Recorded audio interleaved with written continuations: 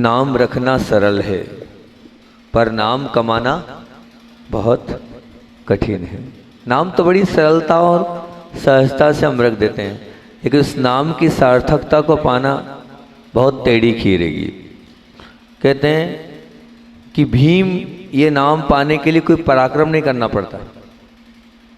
ऐसी कोई बहुत आपका शरीर बहुत बलशाली हो तब आपका नाम रखे नहीं, परंतु प्राप्त हुए इस नाम को सार्थक करने के लिए पराक्रमी बने बिना नहीं चल सकते। आपको अगर आपको नाम में है उसको सार्थक करना है, आपके अंदर पराक्रम होना चाहिए, तभी आप भीम बन सकते हो। महावीर ये नाम कोई 2 कौड़ी के व्यक्ति को भी हम कह सकते हैं, मिल सकता है, परंतु प्राप्त हुए इस नाम को चारित्रार्थ करने के लिए उसे अपने जान की बाजी भी लगा देनी पड़ती है।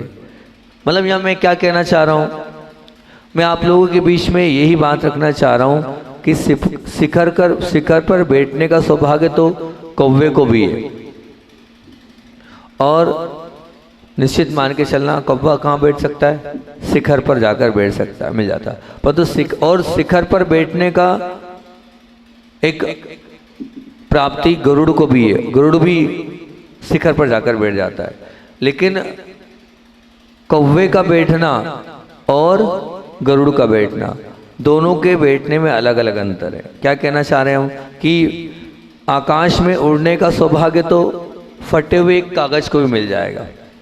वो कागज का टुकड़ा भी क्या होता है, आकाश में क्या जाता है, उड़ जाता है। देखा नहीं आपने, हवा आती है और वो कागज का टुकड़ा कहाँ उड़ जाता है, हवा में उड़ जाता है। बहुत अच्छी बात है। और इसी प्रकार से गरुड़ का भी उड़ना वो अलग बात है, ठीक है ना। अब दोनों का उड़ना है, एक कागज का उड़ना है, एक गरुड़ का उड़ना। अब एक के पास प्राप्ति है और एक के पास पात्रता है। एक के पास प्राप्ति है और एक के पास पात्रता है। प्राप्ति मतलब वो हवा की प्राप्ति थी इसलिए उड़ गया, लेकिन क्या वो कागज उड़ सकता है, नहीं। लेकिन गरुड़ और कौवे के पास क्या है, पात्रता है, वो उड़ सकता है। मतलब एक के पास केवल संयोग है, हवा का संयोग मिला, और दूसरे के पास क्षमता है। एक के पास संयोग है और एक के पास क्षमता है। इस संदर्भ में मतलब अत्यंत अगर हम गंभीरता से अगर बात करें और दृष्टि के समक्ष अगर हम बात को रखें, तो पात्रता के बिना आपको कुछ फ़ायदा मिल भी गया तो कोई काम का नहीं है। पात्रता ही नहीं है तो कोई मतलब का नहीं। और पात्रता के बिना की प्राप्ति पतन का कारण ही होती है, क्योंकि निश्चित मान के चलना कि जब हमारे पास पात्रता ही नहीं और हमें कुछ मिल भी गया है तो आज तो है लेकिन कल नहीं रहेगा, क्योंकि वो तो संयोग था। और ये निश्चित मानना, एक सुभाषित एक पंक्तियाँ यहाँ मैंने ऐड करी, बहुत अच्छी लगी थी मुझे, कि उत्तम वस्तु बिना अधिकार के मिले, उत्तम वस्तु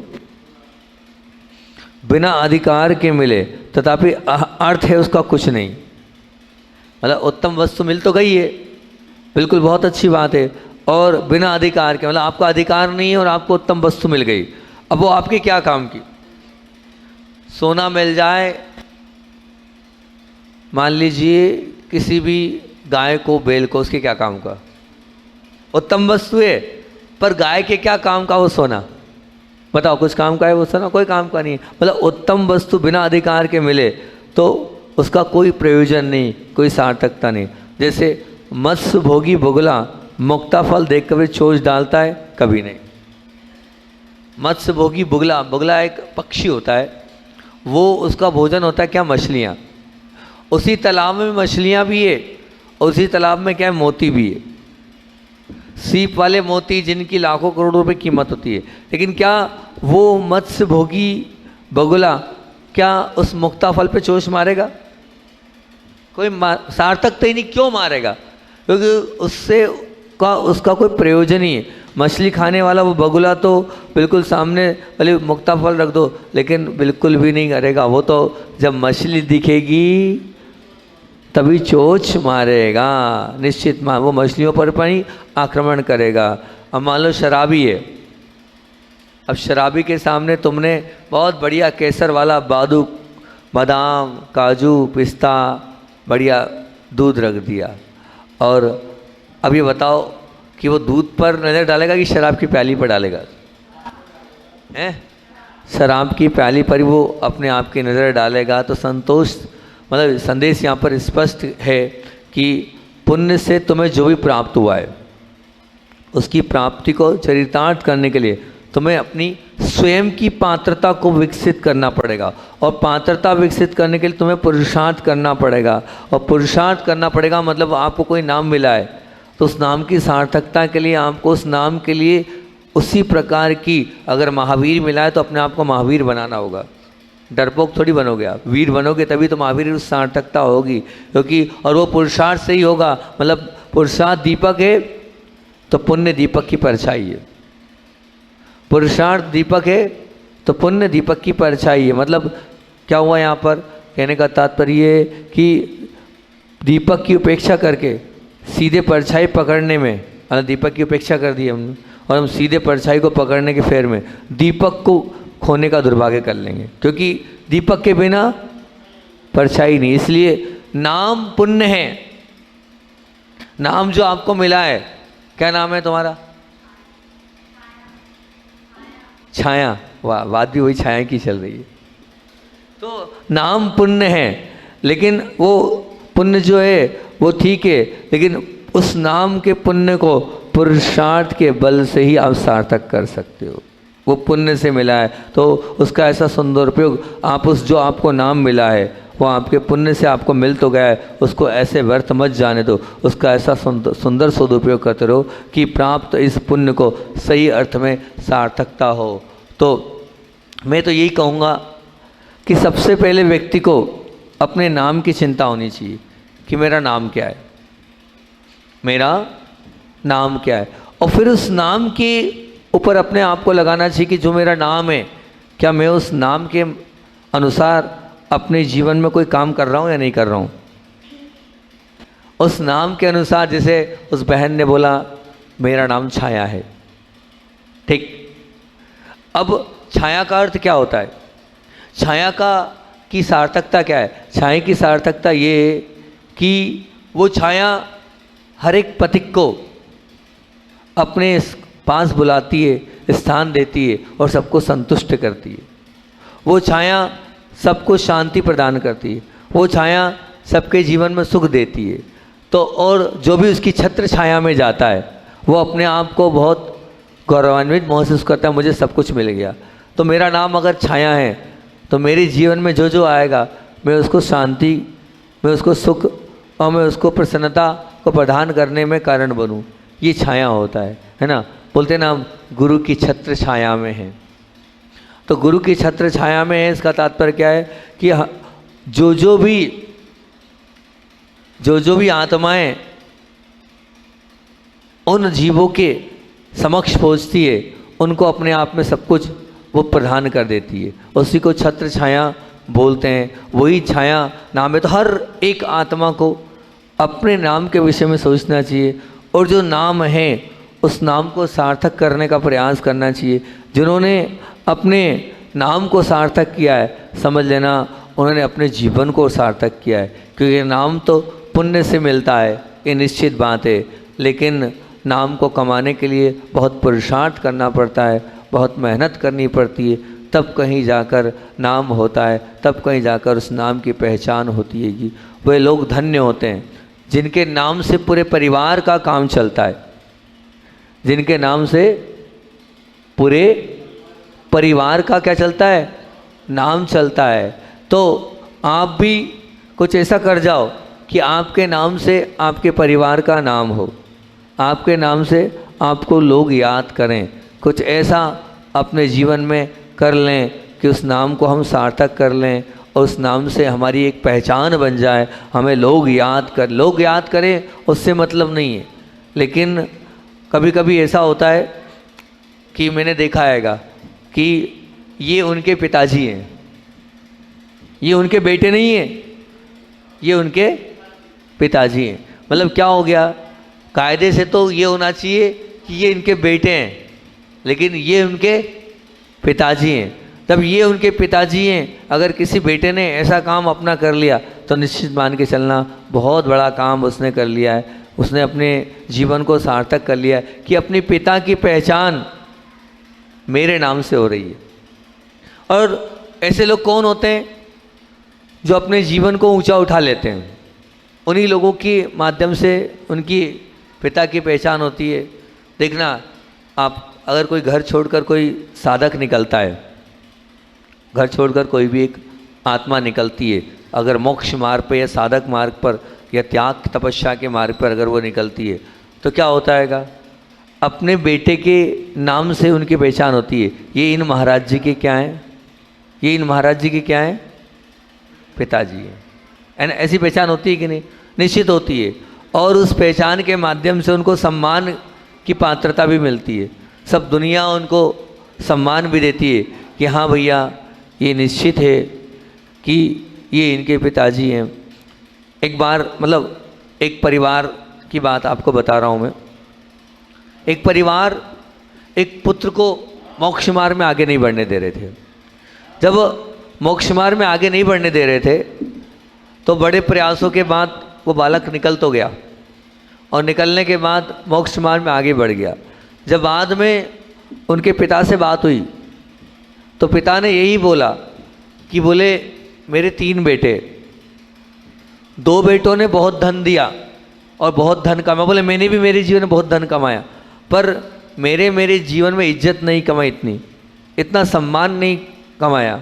पर मेरा एक बेटा मोक्ष मार्ग पे निकल गया, उस बेटे के कारण मेरी चारों ओर इज्जत भी है, मेरा नाम भी है। मैं जहाँ जाता हूँ वहाँ सम्मान के साथ मुझे बुलाया जाता है। इसलिए बुलाया जाता है कि मेरे बेटे ने कुछ ऐसा कर लिया है, महत्वपूर्ण कार्य, कि आज कहीं भी पहुँच जाता हूँ, जहाँ जाऊँगा सबसे पहले मुझे श्रीफल चढ़ाने को बुलाया जाएगा, सबसे पहले मेरा सम्मान होगा। तो वो क्यों हो रहा है?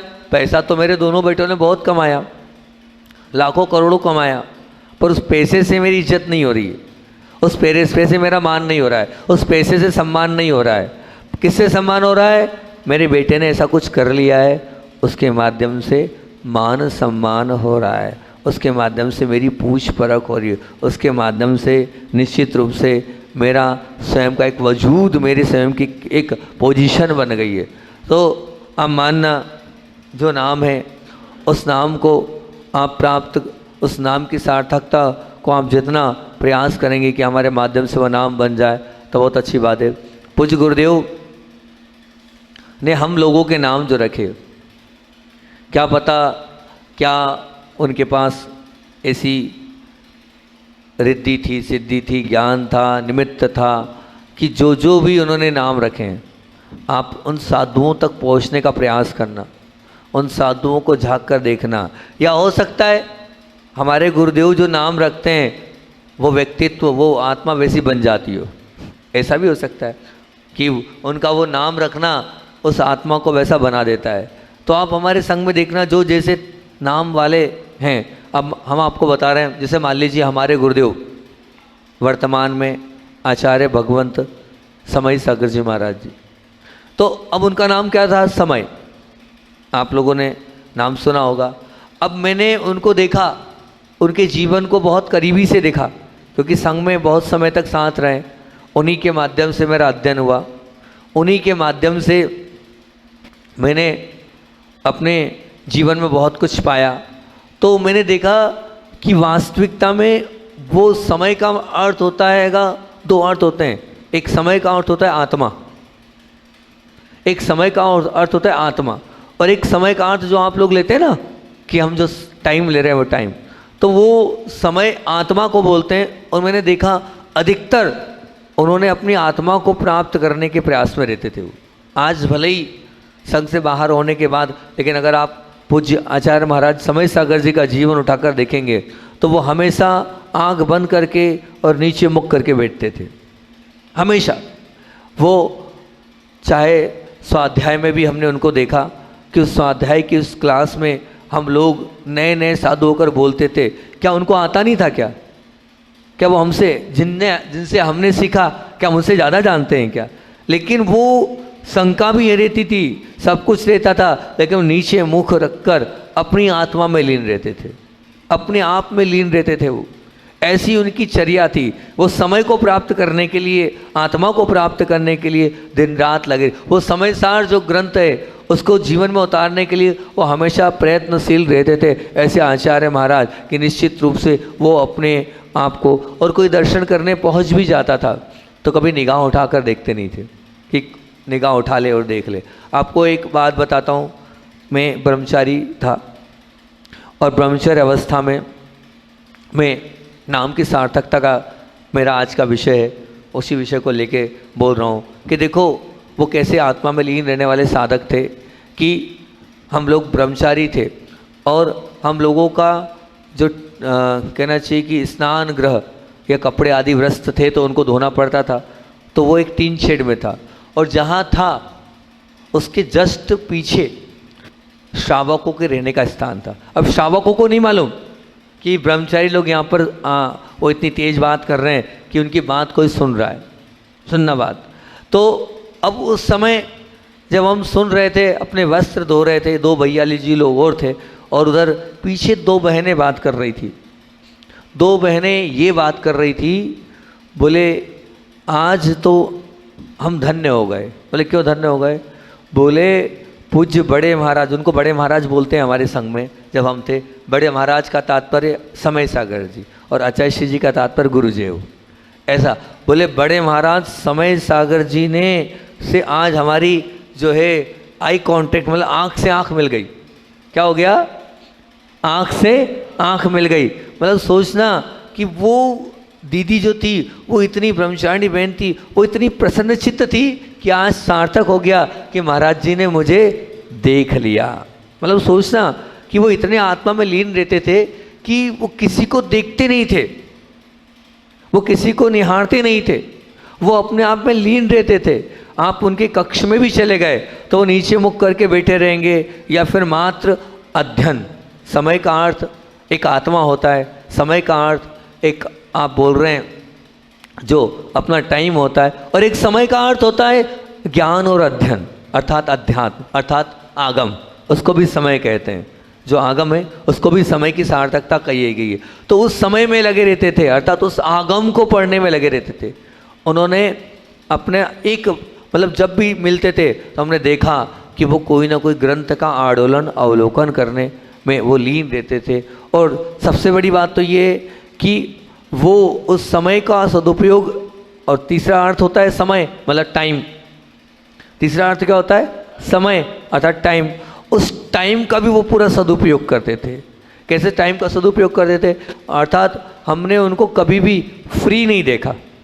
फ्री से तात्पर्य ये कि वो हमेशा शास्त्र को पढ़ते हुए मिलेंगे या पाठ को करते हुए मिलेंगे या कहीं ना कहीं अपने उपयोग से चिंतन में लगेंगे, पर उस समय को खराब नहीं करते थे। वो हमेशा कहते थे, उनके मुख से ही हमने सुना कि देखो बड़ी मुश्किल से हमें ये इस मोक्ष मार्ग में हमें इस साधकपन का अनुभव करने का मौका मिला है, इसको व्यर्थ नहीं जाने देना चाहिए, इसको गंवाना नहीं चाहिए, इसको विकथा में नहीं लगाना चाहिए, इसको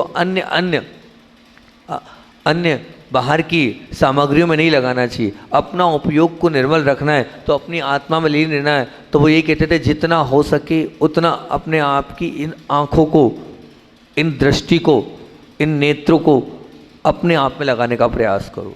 अपने आप में लगाने का प्रयास यही है कि जितना कम देखोगे उतना अच्छा है। और जो बोलते थे वो करते थे, वो कम से कम लोगों को देखते थे। मैंने अभी कहा ना कि दीदी प्रसन्न हो गई। क्यों प्रसन्न हो गई? उन्होंने देख लिया। बोले जितने कम लोगों को देखोगे उतने नज़दीक अपने आप आओगे, उतना आप अपनी आत्मा को पकड़ पाओगे, उतने अपने आप में लीन हो पाओगे। और जितना लोगों को देखोगे उतना अपने आप जो है आप निश्चित मान के चलना अपने आप से दूर होते चले जाओगे। क्योंकि बाहरी दृष्टि जितनी जाती है उतने हम अंतरंग से दूर होते चले जाते हैं, और बाहरी दृष्टि जितनी दूर से हम दूर होते जाते हैं उतने हम आत्मा में लीन होते चले जाते हैं। तो आप जितना हालांकि ये बात आप लोगों के बस की नहीं है, शावक लोगों के बस की नहीं है, लेकिन एक साधक के बस की तो है। अगर वो मोक्ष मार्ग में निकला है तो उसको अपनी आँखों को जितना कम प्रयोग करेगा उतना वो अपने आप में आता चला जाएगा। और ये गुण उनसे सीखा जा सकता था। अभी तो मैं नहीं हूँ उनके पास, लेकिन जितना मैंने उनको देखा संग में रखे कि हम भी जाते थे तो वो नीचे निगाह करके रखते थे।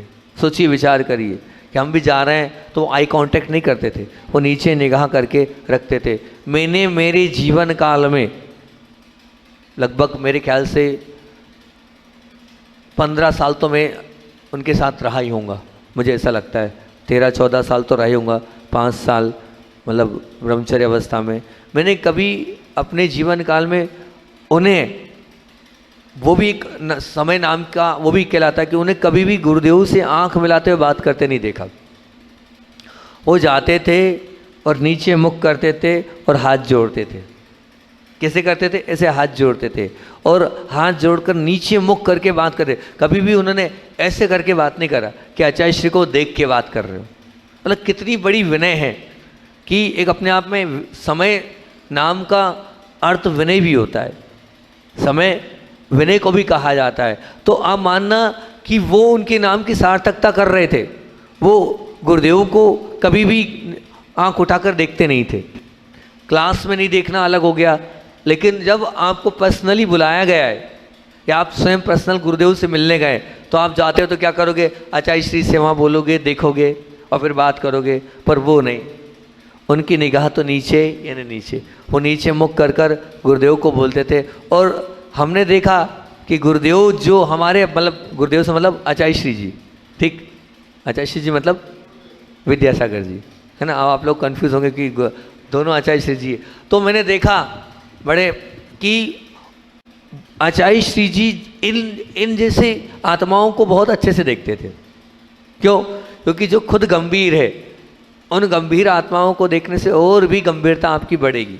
और आचार्य भगवान ने एक बार हमसे कहा था, इनडायरेक्ट रूप से, डायरेक्ट रूप से नहीं, बोले देखो कि जितनी जो लोग अपने आप में रहते हैं, जब मैं उनके पास एक प्रश्न को लेकर गया आचार्य श्री जी के पास कि आचार्य श्री जी अपने आप को स्थिर करना है, अपने आप को शुद्धोपयोग में लगाना है, अपने परिणामों को निर्मल बनाना है, तो मुझे क्या करें, हम क्या करें? आप तो रोज़ रोज़ रोज़ रोज़ शुद्धोपयोग की बात करते हो कि अपनी आत्मा में जाओ, अपने आप में लीन रहो, बाहर की तरफ दृष्टि मत रखो, ये सब बाहरी चीज़ें छोड़ना बंद करो।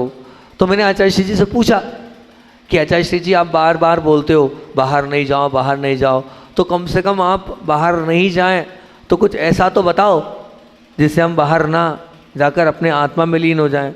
तब आचार्य श्री जी ने यही बोला था हमसे कि जो लोग बाहर नहीं जाते हैं उनके पास बैठो, उनको देखो, उनको जितना तुम देखोगे उनकी ऊर्जा से तुम्हारे अंदर भी वो सब कुछ आएगा। बोले वो वर्गणाएं तुम्हें अपने आप में प्राप्त होगी जब तुम उनके पास जाओगे। तो उन्हें इतनी बात, उन्हें कभी उन्हें नाम नहीं बताया किसके पास जाना है। उन्हें क्या बोला आचार्य श्री जी ने? जो अपने आप में लीन होता है, जो दुनियादारी से दूर होता है, जो अपने आप को देखता रहता है, जो बहुत गंभीर है, उनके पास जाकर बैठो।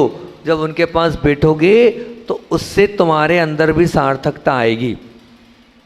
जब यह बात आचार्य श्री जी ने बोली तो अब निश्चित रूप से गुरु वचन होते हैं। तो मैंने बहुत विचार किया और विचार करने के बाद जैसे ही मुझे आचार्य श्री जी ने ये बात बोली तो मैंने खूब चिंतन किया। और चिंतन क्योंकि पहले दिन ही की बात थी और आचार्य श्री से, तब मैंने चिंतन करने के बाद पूरा लगा लिया कि पूरे संघ में अगर कोई अपने आप में लीन रहता है तो वो आचार्य महाराज जी, मतलब समय सागर जी हैं। वो ही इतने गंभीर रहते हैं और वही बिल्कुल, उनके पास जाने में भी डर लगता है उनसे। एक बार तो इतना ध्यान रखना, लोग बोलते हैं आचार्य श्री से बात करना सरल है, लेकिन समय सागर जी से बात करना बहुत कठिन था, उनसे बात कर पाना बहुत कठिन था। तो अब मैंने बहुत चिंतन करने के बाद, क्योंकि मैंने सोचा आचार्य श्री जी ने बोला है, तो मैंने अपना निर्णय दीक्षा के बाद क्या लिया? मैंने निर्णय यही लिया कि आचार्य श्री जी के शब्द हैं कि गंभीर रहना है, आत्मा में रहना है, आपने यही उपदेश दिया, बार बार यही बताया है। और आचार्य श्री का गंभीर देखो, और देखने के बाद मैंने तो यही पाया कि समय सागर जी महाराज जी से जो है इतना गंभीर और इतना आत्मा में लीन रहना और इतनी सार्थकता वाला कोई नहीं है। तो फिर मैंने क्या किया, अपनी दीक्षा के बाद अपना तखत आज समय सागर जी महाराज जी से निवेदन किया कि महाराज जी मैं चाहता हूँ, आपके ही बाजू में बैठना चाहता हूँ, कृपया आप मुझे अपने बाजू में बैठने के लिए आप आशीर्वाद दें। तो क्या शब्द था उनका, मुझे आज भी वो शब्द याद है। उन्होंने कहा देखो दुर्लभ सागर, सागर नहीं गलती हो गई, दुर्लभ सागर जी, दुर्लभ सागर नहीं गलती बोल रहा हूँ मैं। बोले देखो दुर्लभ सागर जी, अब आप ब्रह्मचारी नहीं हो, अब आप साधु बन गए हो। क्या बोला था? अब आप ब्रह्मचारी नहीं हो, अब आप साधु बन गए हो। आज आपने ऐसा बोला, आशीर्वाद दो। अब नहीं बोलना आशीर्वाद दो, आप हमारे सधर्मी हो। क्या हो? सधर्मी हो। बोले आप हमें नमोस्तु करते हो तो हम भी आपको नमोस्तु करेंगे। आज आपने आशीर्वाद बोला, अब आज के बाद ये आशीर्वाद शब्द का प्रयोग नहीं करना। आशीर्वाद तो गुरु देते हैं, आचार्य महाराज देते हैं, वो तुम्हें आशीर्वाद देंगे और वहाँ आशीर्वाद की बात करो, है ना। आज के बाद आशीर्वाद शब्द नहीं, आप हमें नमोस्तु करो। उन्होंने पीछे उठाई और हमें नमोस्तु किया। और साथ साथ में और पूज्य महाराज जी की, और आपको एक बहुत सुंदर पूज्य योग सागर जी महाराज जी की सुंदर बात आपको बताता हूँ कि पूज्य महाराज जी के अंदर योग का मतलब होता है सरलता और सहजता। योग का मतलब होता है सरलता और सहजता। तो वो योग सरलता और सहजता ऐसी है कि उन्होंने अपने जीवन की सरलता और सहजता के माध्यम से, अगर छोटे से बच्चा भी चला जाए तो उसके लिए बड़े वो सरल सहज आते हैं, और कोई बड़ा भी चला जाए तो वो उनके लिए वो सरल और सहज अपने आप को प्रस्तुत कर देते हैं। अब आरजो है ही सामने खड़ा है, बताओ कैसे जुड़ गया था ना, तो उनसे सब छोटे बड़े सब उनसे जुड़ जाते हैं और सबको वो प्रेम स्नेह वात्सल्य देते हैं। और हमने देखा कि उनके पास अगर कोई वैयावर्ती करने जाता था तो वो कहते थे कि मल्ली सागर जी ने कहा है खाओ और खिलाओ, तो बोले आए हो तो पहले खाना पड़ेगा फिर हम खाएंगे। तो वो पहले अपने हाथ में कोई आया पहले हाथ पकड़ते थे। क्यों? दीपक भैया तो वैसे ही हैं। क्या होता था? अगर तेल लेके गए हैं तो क्या होगा? पहले तेल लगवाओ फिर तेल लगाओ। तो अगर हम कभी वैयावर्ती करने गए तो वो सबसे पहले तो वो अपने हाथ में हमें इतना वो इतना सारा लेंगे और पूरा पूरा लगा देंगे और फिर आप लगाओ। तो ये उनका एक बहुत अच्छा गुण था कि निश्चित रूप से जो उनके पास पहुंचता था वो उनके पहले वैयावर्ती पहले करते थे फिर वैयावर्ती कराते थे। ये उससे वात्सल्य प्रेम स्नेह आपस का प्रेम अपने आप बढ़ता चला जाता। ये होना चाहिए, ये सरलता सहजता हर एक साधक के अंदर होना चाहिए। तो नाम की सार्थकता पर अपनी बात चल रही थी और इस नाम की सार्थकता में आज मैंने आपके बीच में 2 नाम खोले, 3 नाम खोल दिए। एक छाया बहन का नाम खोल दिया, ठीक। दूसरा पूज्य आचार्य महाराज समय सागर जी का नाम खोल दिया। तीसरा पूज्य महाराज श्री जी योग सागर जी महाराज जी का नाम खोल दिया। तो मैं ये मानता हूँ मैंने भी प्रयास किया, पता है, मतलब मैंने कहा कि मैं गंभीर बनाऊं तो समय सागर जी महाराज जी की सन्निधि में रहकर चातुर्मास में गंभीर बनाऊं। और साथ साथ में मुझे ऐसा लगा कि मेरा नाम आचार्य महाराज ने दुर्लभ रखा है तो मैं कम से कम लोगों को मिलूं, ताकि जो है गुरुदेव ने जो नाम रखा है वो सार्थक हो जाए। अगर रखा है तो उसकी सार्थकता हो जाए। तो इसीलिए जो है मैं प्रयास करता था छुप छुप कर बैठने का, कि जो मुझे देख ही नहीं पाए दुनिया तो ज़्यादा अच्छा है, ताकि लोग कहें हाँ अच्छा इसी ने अच्छा नाम रखा है, दुर्लभ नाम रखा है तो दुर्लभ दर्शन हो रहे हैं। तो ये अपन ने प्रयास किया कि जितनी अच्छी गुरुदेव की इच्छा है वैसी चर्या का पालन करना, अपने नाम को सार्थक करना। तो भैया आर्जव, तुम्हारा नाम आर्जव है। आर्जव का तात्पर्य समझते क्या होता है? पर तुम इतने सरल कहाँ हो? अपने आप को सरल बनाओ, सहज बनाओ, तो बहुत अच्छी बात है। दीपक भैया का नाम दीपक है तो दीपक की तरह सबके जीवन में उजाला प्रदान करने का प्रयास करो। जो नाम, तुम्हारा नाम क्या है? पदम कुमार जी। पदम की तरह हमेशा खिले हुए रहो, हमेशा प्रसन्न रहो। अपने नाम की इस प्रकार की नैन्सी का तात्पर्य क्या होता है? सबके नैनों के तारे, उसको आप बरकरार रखना तो बहुत अच्छा रहेगा। बोलिए परम पूज्य आचार्य भगवान विद्यासागर जी महामुनि राज की।